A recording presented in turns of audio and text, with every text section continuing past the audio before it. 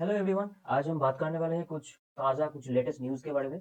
सबसे पहला न्यूज़ जो है आपके स्क्रीन पे है, आप देख सकते हैं गेल की क्वार्टर वन के रिजल्ट जो है वो आज पब्लिश हुआ है। और यहाँ पे गेल के नेट जो प्रॉफिट है वो नेट प्रॉफिट करीब करीब 77% ईयर ऑन ईयर इंक्रीज किया है। और जो प्रॉफिट है वो 3183 करोड़ के प्रॉफिट बना है गेल ने। और यहाँ पे रेवेन्यू जो है गेल का वो बन गया है 34,822 करोड़ की। अब देखिए यहाँ पे थोड़ा डिटेल से गेल के रिजल्ट की तरफ से देखिए यहाँ पे जो 77% 77.5% increase in consolidated net profit. मैं ईयर ऑन ईयर की बात कर रहा हूँ। ईयर ऑन ईयर में ये 77% से भी ज्यादा प्रॉफिट में इंक्रीज हुआ है गेल की इस क्वार्टर में। और ये देखिए सरपासिंग द एनालिसिस, जो एनालिसिस ने जो एक्सपेक्टेशन किया था, जो चीजें किए थे वो सरपासिंग द एनालिसिस एक्सपेक्टेशन, सारे एक्सपेक्टेशन को तोड़ दिया है। तो मतलब गेल का जो है, जो अगले दिन है, मैं 30 जून की बात कर रहा हूँ, जो 31 जून की है।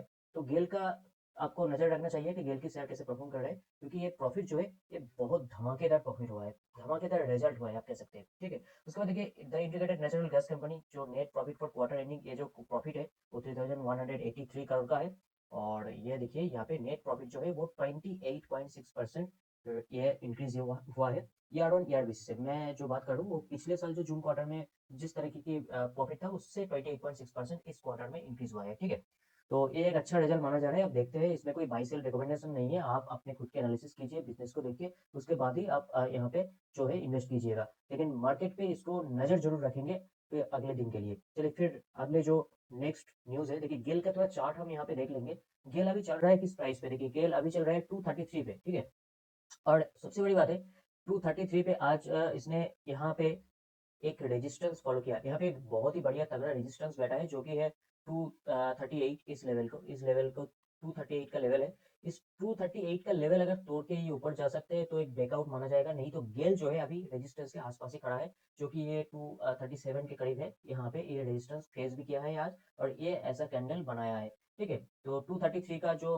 प्राइस है आज का है, काल देखने वाला है। जो रेजिस्टेंस है, खतरनाक वाला रेजिस्टेंस 238 का, ये इसको तोड़ सकते हैं, तोड़ के आगे निकल सकते हैं, या फिर यहाँ पे ही बस थोड़ी देर के लिए कंसोलिडेट करते हैं। लेकिन मुझे लगता है कि इसमें थोड़ा बहुत काल ब्रेकआउट देने का चांसेस है। तो जो भी होगा नजर रखेंगे हम काल के मार्केट पे। चले जाते हैं नेक्स्ट जो न्यूज है उसके बारे में। तो टाटा स्टील, देखिए टाटा स्टील का जो क्वार्टर वन का रिजल्ट है वो है 31 जुलाई को। और उसके लिए एक प्रीव्यू आया है जी, कैसा रिजल्ट हो सकता है इसके बारे में। देखिए यहाँ पे साफ साफ, ये मेरा बात नहीं है, ये मानी कंट्रोल न्यूज की तरफ से बताया गया है कि अकॉर्डिंग टू 10 एवरेज ब्रोकरेज, ये मानी कंट्रोल न्यूज ने 10 ब्रोकरेज का जो एस्टिमेट है उसके ऊपर एक पोल डाला था। उस पोल के हिसाब से ये बात कर रहे हैं कि एबिटा जो है, एबिटा के मतलब होता है अर्निंग बिफोर एनी, मतलब इंटरेस्ट, टैक्स, डेप्रिसिएशन, एमोर्टाइजेशन, ये सारे चीजों को आप निकालने से पहले ही सिर्फ आप टोटल अर्निंग से टोटल एक्सपेंस को हटा दीजिएगा, तो जो अर्निंग निकलेगा, मतलब जो प्रॉफिट निकलेगा, उस प्रॉफिट जो देखिए ये 22% जो है ईयर ऑन ईयर बेसिस में बढ़ने वाला है। और ये प्रॉफिट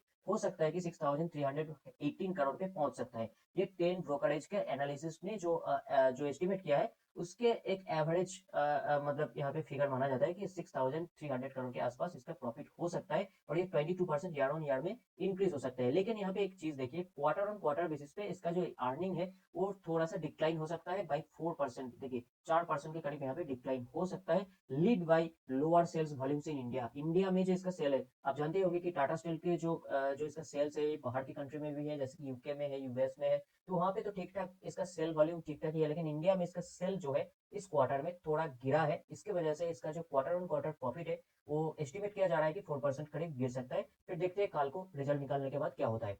और एक बार टाटा स्टील के जो चार्ट है इसको हम अच्छी तरीके से देख लेंगे। देखिए टाटा स्टील यहाँ पे जो था, ये यहाँ पे एक हाईएस्ट लेवल पे 52 वीक हाई लगाया था। उसके बाद इसमें लगातार गिरावट हुआ, होने के बाद देखिए यहाँ पे एक ट्रेंड लाइन था, ट्रेंड लाइन को भी ब्रेक किया। ब्रेक करने के बाद यहाँ पे एक मेजर सपोर्ट था 156 के आसपास, 157 के आसपास। ये जो सपोर्ट था, इस सपोर्ट में सपोर्ट लेने के बाद फिर से ऊपर गया है। और अभी तक जिस प्राइस में अभी ट्रेड कर रहे हैं वो है 164 की। और इस प्राइस में भी आप देख सकते हैं ऊपर से एकदम मैक्सिमम लेवल से करीब अभी भी 11% की गिरावट ये झेल रहा है। ठीक है, और यहाँ पे देखिए जो ट्रेंड लाइन है, पहले जो ट्रेंड लाइन सपोर्ट की तरह काम कर रहा था, अभी ये ट्रेंड लाइन जो है, एक ट्रेंड लाइन अभी जो रेजिस्टेंस बन चुका है। और यहाँ पे देखिए अच्छा खासा रेजिस्टेंस बन के बैठा है।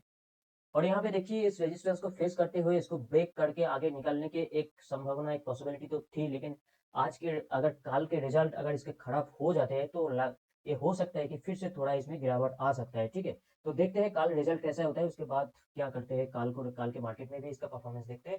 लेकिन चले जाते हैं नेक्स्ट जो न्यूज़ के बारे में, वो है टाटा पावर के रिगार्डिंग, जो कि इन्वेस्टर्स की बहुत ही फेवरेट एक स्टॉक है रिन्यूएबल सेक्टर में, टाटा पावर सोलर सिस्टम। देखिए टाटा पावर में आज भी थोड़ा तेजी था, और क्या हो रहा है क्या नहीं हो रहा है, टाटा पावर के चार्ट को थोड़ा में हम डिटेल में समझेंगे, थोड़ा टाइम देंगे। लेकिन उससे पहले देखिए यहाँ पे टाटा पावर की जो थोड़े दो दो चार दिन 5 दिन से जो इसमें लगातार उछाल आ रही है, उछाल के कारण जो है वो यही है कि टाटा पावर सोलर सिस्टम एक पार्टनरशिप क्या है, किसके साथ, बैंक ऑफ इंडिया के साथ।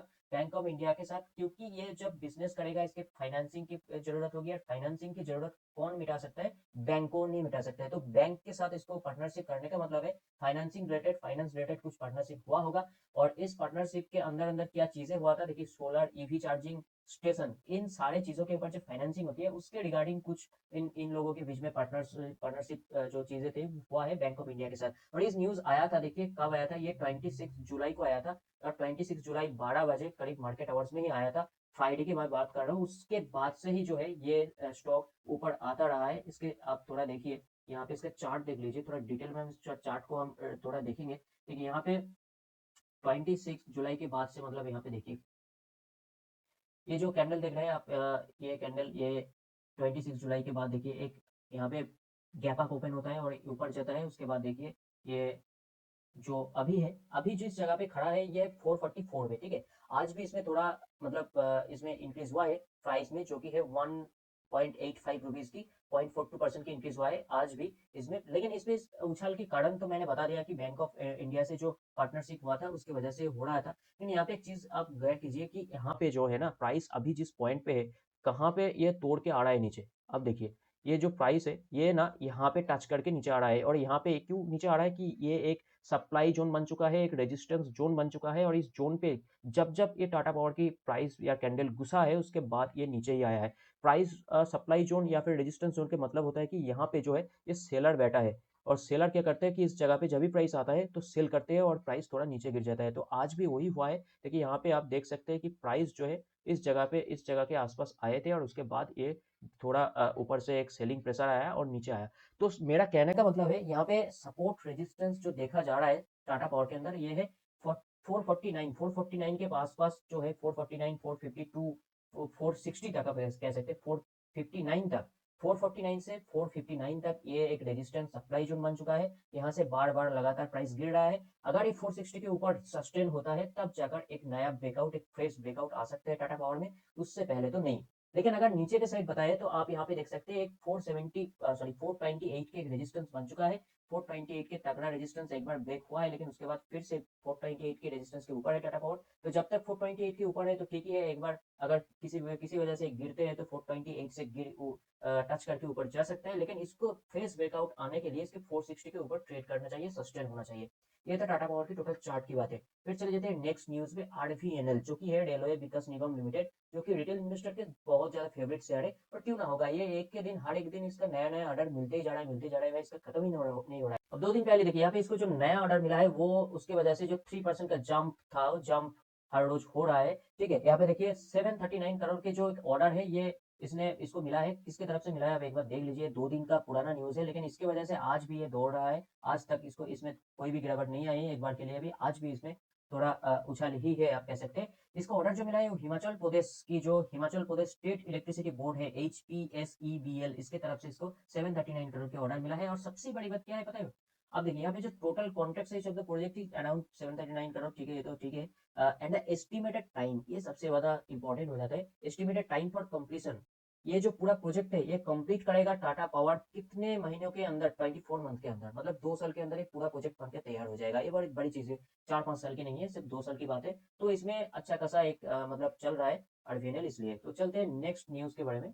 और नेक्स्ट जो है ये सबसे खतरनाक वाला न्यूज है, वेरी रिन्यूएबल्स टेक्नोलॉजी। आप सबको पता है, सबकी फेवरेट है, एक बार बहुत ऊंचा ला रहा था, लेकिन अभी जो चल रहा है इसका ना, इसका टाइम, इसका वक्त बहुत बुरा चल रहा है। आज इसका Q1 का रिजल्ट था, उसमें भी बैड न्यूज है। अब क्या बैड न्यूज है वो हम बताएंगे आपको, Q1 के रिजल्ट को पूरा बताएंगे, पूरा पढ़ के देखेंगे कि क्या हुआ है क्या नहीं है, क्या बैड न्यूज है। चलिए देखते हैं Q1 के रिजल्ट को। देखिए यहाँ पे आप देख ही सकते हैं कि वेरी रिन्यूएबल टेक्नोलॉजी का जो यहाँ पे जो Q1 का रिजल्ट है ये आपके सामने आ चुका है। और यहाँ पे सबसे पहले देखने की बात ये है कि जो यहाँ पे सारे जो फिगर्स है वो लैक्स पे है।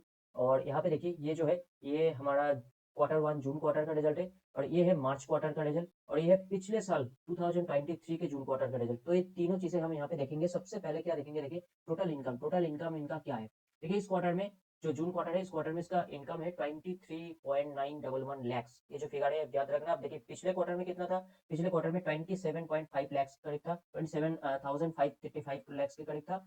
और यहाँ पे देखिए तो एक आप चीज कह सकते हैं कि क्वार्टर ऑन क्वार्टर बेसिस पे इसका जो टोटल इनकम है इसमें गिरावट आया है, ठीक है। क्योंकि जो रेवेन्यू फ्रॉम ऑपरेशंस है, रेवेन्यू फ्रॉम ऑपरेशंस में भी आप गिरावट देख सकते हैं। यहाँ पे इस क्वार्टर में रेवेन्यू जो है वो 23,635 लैक्स की है, जो कि पिछले क्वार्टर में था 27,331 लैक्स की है, ठीक है। तो यहाँ पे क्वार्टर ऑन क्वार्टर बेसिस पे एक तो गिरावट हुआ है। और देखिए ईयर ऑन ईयर बेसिस से बात कीजिएगा तो यहाँ पे 12,893 लैक्स की बात थी, वो बढ़कर ये अब इस क्वार्टर पे 23,000 हुए, करीब करीब डबल हो चुका है रेवेन्यू को। और यहाँ पे टोटल इनकम भी देखिए, टोटल इनकम जो था पिछले साल जून क्वार्टर का ईयर एगो पीरियड की मैं बात कर रहा हूँ, वो है 12,958 लैक्स की, जो बढ़कर अभी हो चुका है 23,911 लैक्स की। तो मतलब ये जो एक साल पहले के आप अगर कंपेयर कीजिएगा तो वाईडी का जो प्रॉफिट है, सॉरी वाईडी का जो रेवेन्यू है, जो टोटल इनकम है, वो सारे डबल हो चुका है। लेकिन जो बैड न्यूज वाली बात है वो इस क्वार्टर वाली बात है। इस क्वार्टर में आप देखिए, इस क्वार्टर में आपको यहाँ पे क्या क्या चीज निकल के आ रहा है कि अभी तक रेवेन्यू और टोटल इनकम जो है दोनों ही क्वार्टर ऑन क्वार्टर बेसिस पे गिरा है, ठीक है। उसके बाद चले जाते हैं हम एक्सपेंसेस पे। अब देखिए यहाँ पे इसका जो एक्सपेंसेस है, एक्सपेंसेस के अंदर बहुत सारी चीजें होती है, लेकिन हमें देखना है सिर्फ इसका जो टोटल एक्सपेंसेस है कितना है। टोटल एक्सपेंसेस देखिए इस साल में है 20,000 लैक्स की करीब, और यहाँ पे पिछले क्वार्टर में भी 20,000 लैक्स के करीब ही था। तो एक्सपेंसेस में कुछ ज्यादा कम या ज्यादा नहीं हुआ है, एक्सपेंसेस तो करीब करीब एक इक्वल ही रहा है। और यारेगो पीरियड से अब अगर कंपेयर कीजिएगा तो यारेगो पीरियड से एक्सपेंसेस तो बहुत ज्यादा बढ़ चुका है, क्योंकि प्रॉफिट भी यारेगो पीरियड से कंपेयर कीजिएगा तो प्रॉफिट सॉरी जो टोटल इनकम है वो एक साल पहले से बहुत ज्यादा बढ़ चुका है। तो इनकम बढ़ेगा तो एक्सपेंसेस तो बढ़ेगा, ये तो सही चीज है, इसमें कोई ज्यादा गलती वाली बात नहीं है। लेकिन जो सारी चीजें है देखिए यहाँ पे क्वार्टर ऑन क्वार्टर बेसिस पे हम एक बैड न्यूज देख रहे हैं कि क्वार्टर ऑन क्वार्टर बेसिस पे टोटल इनकम जो है वो तो गिर गया, लेकिन एक्सपेंसेस जो है वो एक ही रह गया, ठीक है। इसके वजह से जो हो रहा है वो प्रॉफिट जो होता है ना, प्रॉफिट लॉस बिफोर टैक्स, जिसको हम पीबीटी कहते हैं, प्रॉफिट बिफोर टैक्स, टैक्स से पहले जो प्रॉफिट है उसमें भी हम देख सकते हैं अच्छा खासा गिरावट हो गया है। एक्सपेंसेस एक ही रह गया है और जो टोटल इनकम है वो कम हो गया है। इसके वजह से जो प्रॉफिट है वो प्रॉफिट में बहुत ज्यादा गिरावट आ गया है, सिर्फ और सिर्फ क्वार्टर ऑन क्वार्टर बेसिस पे। एक साल पहले के देखेंगे तो जो प्रॉफिट बिफोर टैक्स है करीब करीब 3 गुना हो चुका है, 3 गुना से भी ज्यादा हो चुका है। लेकिन एक 3 महीने, एक क्वार्टर पहले, 3 महीने पहले इसका जो प्रॉफिट था, प्रॉफिट बिफोर टैक्स था, वो 7,000 के करीब, 7,000 लैक्स करीब था, जो कि गिर के अब इस क्वार्टर में हो गया है 4,000 के करीब, 3,927 लैक्स के करीब हो गया है, ठीक है। फिगर देखिए बहुत ज्यादा गिरावट है प्रॉफिट में क्वार्टर ऑन क्वार्टर बेसिस पे। और ये फाइनली जो होता है टैक्स टैक्स वगैरह यहाँ पे दिया है, उसके बाद ये जो फिगर है ना, ये फिगर को आप कह सकते हैं जो नेट प्रॉफिट है, असली वाला प्रॉफिट है, ठीक है। इसको हम देखेंगे सबसे पहले। यहाँ पे देखिए नेट प्रॉफिट, तो नेट प्रॉफिट में क्या देखिए वही क्वार्टर ऑन क्वार्टर बेसिस पे प्रॉफिट बहुत ज्यादा गिर चुका है, क्योंकि पिछले क्वार्टर में प्रॉफिट था 5,131 लैक्स के करीब, जो कि इस क्वार्टर में गिर के बन गया है 2,816 लैक्स ओनली। तो करीब करीब 40-50% का प्रॉफिट जो है इसका गिर चुका है क्वार्टर ऑन क्वार्टर बेसिस पे।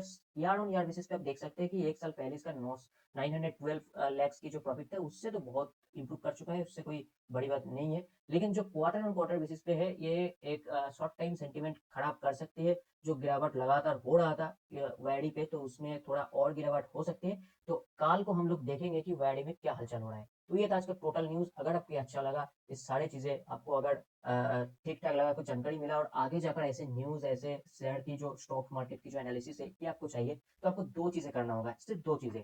आपको एक बार उंगली दबाना है लाइक बटन पे, और एक बार उंगली दबाना है सिर्फ और सिर्फ सब्सक्राइब बटन पे, और ऑल नोटिफिकेशन को सिलेक्ट कर दीजिए। बस आप कुछ नहीं करना है, जो भी मैं मेहनत से बनाऊंगा आपके पास पहुंच जाएगा। और क्या ही बताऊं, चलिए आज के लिए फिर बस इतना ही। फिर मिलेंगे अगले वीडियोस में कुछ नए चीजों के साथ, नए डिस्कशन के साथ।